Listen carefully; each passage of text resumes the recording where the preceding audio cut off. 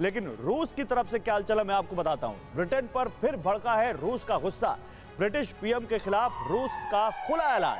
British PM Johnson सबसे active रूस विरोधी नेता है, ये कहा है रूस ने। जॉनसन ने कहा था कि पुतिन ने रेड लाइन क्रॉस कर दी और उसके बाद रूस भड़क गया है और ब्रिटिश पीएम के खिलाफ उसने बयानबाजी करते हुए कहा कि British PM Johnson, Boris Johnson सबसे एक्टिव रूस विरोधी नेता है। तो देखिए, लगातार चाहे बोरिस जॉनसन हो चाहे जो बाइडेन हो, ये तमाम बड़े लीडर्स, दुनिया भर के जो बड़े लीडर्स हैं, वो पुतिन के खिलाफ बयानबाजियां कर रहे हैं और उसमें जो बोरिस जॉनसन है वो बिल्कुल अगली कतार में खड़े हुए हैं और लगातार ब्रिटेन से ऐसी बातें कही जा रही हैं जो रूस को बड़ी चुभ रही है।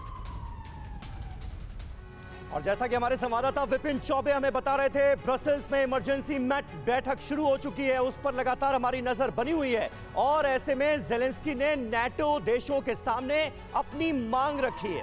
यूक्रेन को हथियार, मिसाइल और फाइटर जेट्स की मदद मिले, ये कहा है प्रेसिडेंट जेलेंस्की ने। उस राष्ट्र के राष्ट्रपति ने जो लगातार रूस जैसे ताकतवर मुल्क का कर रहा है सामना। यूक्रेन रूस को रोकने और यूरोप की रक्षा करने में सक्षम है, ये कहा है प्रेसिडेंट जेलेंस्की ने। Секретар, шановні присутні, вітаю вас з Києва, з нашої столиці, яка б'ється вже місяць, як і вся наша держава. Так, це правда, ми не в альянсі, не у найпотужнішому оборонному об'єднанні світу, не одна з 30 держав під парасолькою спільного захисту, під парасолькою 5 статті. Ми таке відчуття, що ми у сірій зоні між Заходом і Росією, але захищаємо всі. तो प्रेसिडेंट जेलेंस्की को आपने सुना, आइए आपको सीधे लिए चलते हैं। नाटो हेडक्वार्टर ब्रसेल्स में मौजूद हैं विपिन चौबे। विपिन, ये बताइए, प्रेसिडेंट जेलेंस्की तो नाटो मुल्कों को ये बताने की कोशिश कर रहे हैं कि बुलंद हौसलों के साथ हम मैदान जंग में डटे हुए हैं, लेकिन खबरें तो ये भी थी कि आज की इस बैठक में शांति सेना भेजी जाएगी नहीं भेजी जाएगी यूक्रेन की धरती पर, इसको लेकर भी फैसला होगा। इसको लेकर कुछ बातचीत हो रही है क्या, चर्चा हो रही है क्या?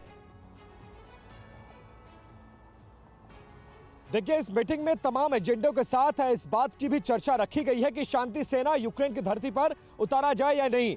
लेकिन इस बीच रशिया का जो रुख रहा है, कल से लेकर आज तक शांति सेना पर जो रशिया ने अपना रुख साफ किया है कि वो यूक्रेन की धरती पर किसी भी तरह से अगर नाटो या अमेरिका के शांति सैनिक उतरेंगे तो फिर वो इससे अपने खिलाफ जंग मानेगा और वो नाटो देशों के खिलाफ भी आक्रमण कर देगा। तो नाटो देश फिलहाल ऐसा कोई डिसीजन नहीं लेने जा रहे हैं जिससे ये जंग यूक्रेन के अलावा यूरोप के बाकी देशों में शिफ्ट हो। लिहाजा इस पर चर्चा जरूर हो रही है, लेकिन इस पर कोई बड़ा फैसला होने की संभावना बहुत कम है समीर, क्योंकि आज जेलेंस्की का जो संबोधन है उस संबोधन को समझिए, एक तरफ नाटो के 30 देश रूस के खिलाफ एक जगह इकट्ठे होकर बातचीत कर रहे हैं।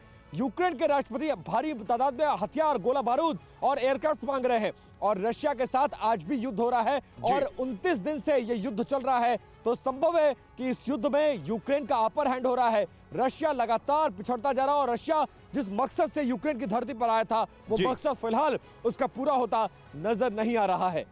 ठीक है, बहुत शुक्रिया विपिन आपका। आपसे आगे भी जानकारी लेते रहेंगे। तो विपिन वहां पर हैं इस वक्त जहां पर पूरी दुनिया की नजर लगी हुई है। नेटो हेडक्वार्टर में जो मीटिंग चल रही है, आखिर उसमें क्या फैसला लिया जाएगा यूक्रेन की मदद को लेकर, उस पर सबकी नजरें बनी हुई हैं। लेकिन रूस क्या कह रहा है ये समझिए। नेटो समिट से पहले रूस ने एक बार फिर एटम बॉम्ब की धमकी दी है। 24 घंटे में रूस ने दूसरी बार एटम बॉम्ब की वार्निंग दी है।